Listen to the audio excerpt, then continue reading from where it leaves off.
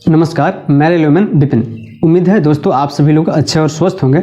Friends, अभी हम बात करेंगे कि जो वैकेंसी एक निकल के आई है जैसे बीपीएससी में, मतलब बिहार पब्लिक सर्विस कमीशन की तरफ से, जिसमें करीब जो है आपका स्टेनोग्राफर का वैकेंसी होने वाला है। तो चलिए मैं आपको बताऊंगा कि इसमें आपको क्वालिफिकेशन क्या चाहिए।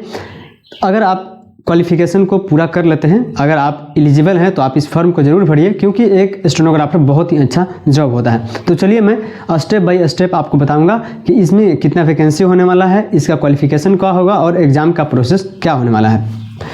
तो देखिए यहाँ पे मैंने लिख दिया है बीपीएससी स्टेनो वैकेंसी 2026, मतलब इस बार जो है बीपीएससी की तरफ से जो है ये एग्ज़ाम कंडक्ट करेगा, जिसमें जो है आपको पोस्ट स्टेनोग्राफर के पद पे है।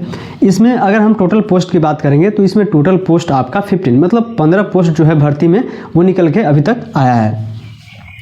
पोस्ट अगर हम देख लेंगे कि इसमें जो है कौन से कैटेगरी के लिए आपका कितना सीट जो है रिजर्व रखा गया है, तो इसमें जो है आपको यूआर के लिए 7 पोस्ट हैं, ईडब्ल्यूएस के लिए 1 पोस्ट और बीसी के लिए 2 पोस्ट और ईबीसी के लिए 3 पोस्ट और एससी के लिए जो है इसमें 2 पोस्ट रखा गया है। तो ये था वैकेंसी के बारे में, मतलब टोटल सीट के बारे में जानकारी। तो अब मैं बताऊंगा कि अब अगर आप इस फॉर्म को भरना चाहते हैं तो इसका ऑनलाइन कब से होने वाला है। तो फ्रेंड्स 12/1/26 से स्टार्ट है, जो आपको 2 फरवरी 2026 तक आपका इसमें लास्ट डेट होने वाला है।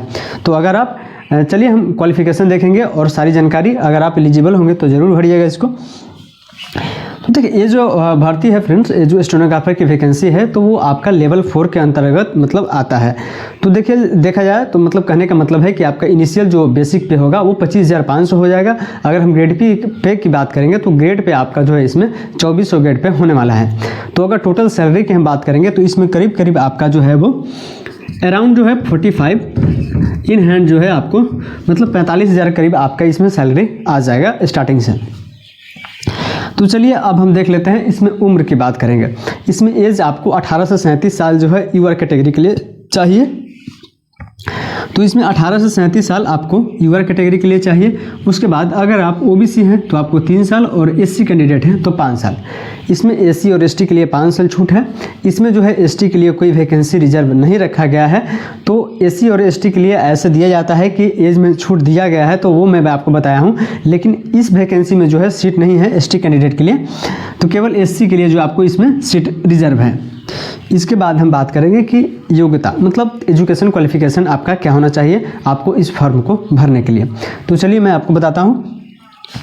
इसमें जो है 10+2 आपको चाहिए या समकक्ष की बात करेंगे तो अगर आपने आईटीआई किया है और आईटीआई करने के बाद एक एग्ज़ाम होता है, आपको पता है, वो एग्ज़ाम आपने दिया है तो आप इसको भर सकते हैं। या आपने डिप्लोमा किया है, डिप्लोमा आपको पता है कि 3 साल का कोर्स होता है, तो उसमें जो है बिहार सरकार मतलब उसको इंटर का मान्यता दे देता है। तो इसलिए अगर आपने डिप्लोमा भी किया है तो आप इस फॉर्म को भर सकते हैं और आईटीआई भी किए हैं तो इस फॉर्म को भर सकते हैं। तो इसमें जो रूल मतलब जो लागू था मैंने उसको बता दिया कि अगर आपने इंटर नहीं किया है, 10+2 नहीं किया है और केवल आईटीआई किए हैं तो आईटीआई के लिए जो है उसके लिए क्या मतलब प्रोसेस है। तो ये था आपका योग्यता मतलब एजुकेशन क्वालिफिकेशन की बात करेंगे। इसके साथ फ्रेंड्स अगर एक और है मतलब तकनीकी योग्यता, जिसको हम टेक्निकल क्वालिफिकेशन कहते हैं। तो टेक्निकल क्वालिफिकेशन की बात करेंगे तो इसमें हम देखेंगे कि आपको क्या क्या होना चाहिए, क्योंकि अगर आप इस फॉर्म को भरते हैं तो आपको टेक्निकल क्वालिफिकेशन बहुत ज़रूरी है, नहीं तो आप इसमें प्री क्वालिफाई करने के बाद भी आप इसको पास नहीं कर पाएंगे। तो इसमें देखिए, इसमें आपको हिंदी और इंग्लिश शॉर्ट हैंड आना चाहिए, हिंदी इंग्लिश का शॉर्ट हैंड का ज्ञान होना चाहिए। उसके बाद आपको वर्ड प्रोसेसिंग का ज्ञान होना चाहिए। उसके बाद आपको टाइपिंग का ज्ञान होना चाहिए। ये 3-4 चीज़ें जो है मेनली रूप से आपको इसमें ध्यान रखना है कि ये जो है मतलब शॉर्ट हैंड में ये सारी चीज़ें आपको ज़रूरी मतलब जानना ही पड़ेगा, तभी आप इसमें जो है क्वालिफाई होंगे आगे चलकर। तो हम इसके बाद मैं आपको बता दूं कि इसमें जो है एप्लीकेशन फ़ीस की बात करेंगे तो अगर आप इस फॉर्म को भरना चाहते हैं तो आपके लिए किसी भी कैटेगरी से मतलब कैंडिडेट हैं आप, तो आपके लिए 100 रुपये फीस रखा गया है। तो चलिए फ्रेंड्स, ये था प्री नोटिफिकेशन, अगर हम कहेंगे कि जो फॉर्म भरने का जो प्रोसेस था वो क्या था। तो अब हम समझेंगे कि जैसे ही आप फॉर्म को भरते हैं, फॉर्म भरने के बाद उसके बाद आपका एग्ज़ाम का क्या प्रोसेस होने वाला है। आपका एग्ज़ाम 2 चरण में इसमें होंगे, तो पहला चरण और दूसरा चरण में क्या होने वाला है, तो चलिए हम लोग समझते हैं।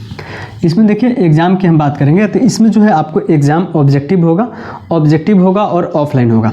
अभी तक बिहार में जितने भी मतलब वैकेंसियाँ आती हैं तो करीब जो है ऑफलाइन ही एग्ज़ाम होते हैं, कुछ चीज़ों को छोड़ के जो ऑनलाइन होता है। तो इसमें देखिए क्वेश्चन की हम अगर बात करेंगे कि कौन कौन सब्जेक्ट से आपको विषय से इसमें एग्जाम में मतलब जो है प्रश्न आने वाले हैं। सामान्य ज्ञान मतलब जीके अगर देख लिया जाए, इसमें जीके में अगर देख लीजिएगा जनरल नॉलेज के बारे में, इसमें करंट अफेयर्स भी साथ में हम ऐड करते हुए चलेंगे क्योंकि करंट अफेयर्स भी इसमें आ जाएंगे। तो जीके में जो है आपको 50 क्वेश्चंस रहेंगे, मैथ और साइंस में आपको 50 क्वेश्चंस और रीजनिंग में 50 क्वेश्चन। तो यहाँ पे रीजनिंग केवल नहीं रहेगा, रीजनिंग के साथ आपको जो है इसमें कुछ कंप्रिहेंशंस वगैरह ऐड कर दिया जाएंगे। तो टोटल जो क्वेश्चन है वो आपको 150 का क्वेश्चन हो जाएगा। तो जो 150 का क्वेश्चन है फ्रेंड्स, इसमें जो है टोटल आपको 600 अंक का जो है फ्रेंड्स वो परीक्षा होने वाला है।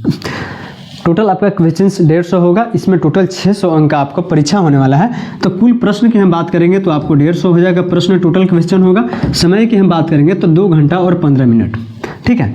इसमें जो है 2 घंटा और 15 मिनट मतलब 2.25 घंटे समय आपको इसमें दिए जाएंगे एग्जाम में।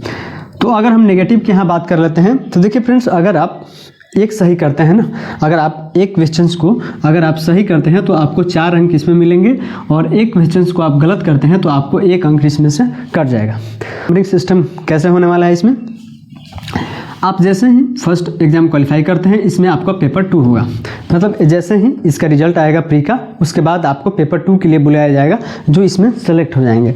तब पेपर 2 की हम बात करेंगे तो पेपर 2 में जो देखिए शॉर्ट हैंड होगा। तो शॉर्ट हैंड ऐसा नहीं है, आपको हिंदी और इंग्लिश दोनों का ज्ञान होना चाहिए इसमें। तो इसमें जो है अगर आप हिंदी और इंग्लिश से शॉर्ट हैंड किए हैं तो आपको 80 वर्ड पर मिनट आप यहाँ पे देख सकते हैं। मतलब 1 मिनट में आप अगर शॉर्ट हैंड पढ़ रहे होंगे ना तो आपको पता होगा कि 1 मिनट में जो है 80 वर्ड जो है बोला जाता है, और उसको हम लोग को शॉर्ट हैंड में लिखना होता है। तो 80 वर्ड जो है बोला जाएगा आपको वर्ड पर मिनट। इसमें समय वर्ड पर मिनट के हिसाब से जो है आपको मतलब डिक्टेशन दिया जाएगा। जो कुल समय जो आपको दिया जाएगा डिक्टेशन का वो 4 मिनट होगा। तो टोटल शब्द की बात करेंगे, वर्ड की बात करेंगे तो आपको 332 वर्ड्स इसमें दिए जाएंगे।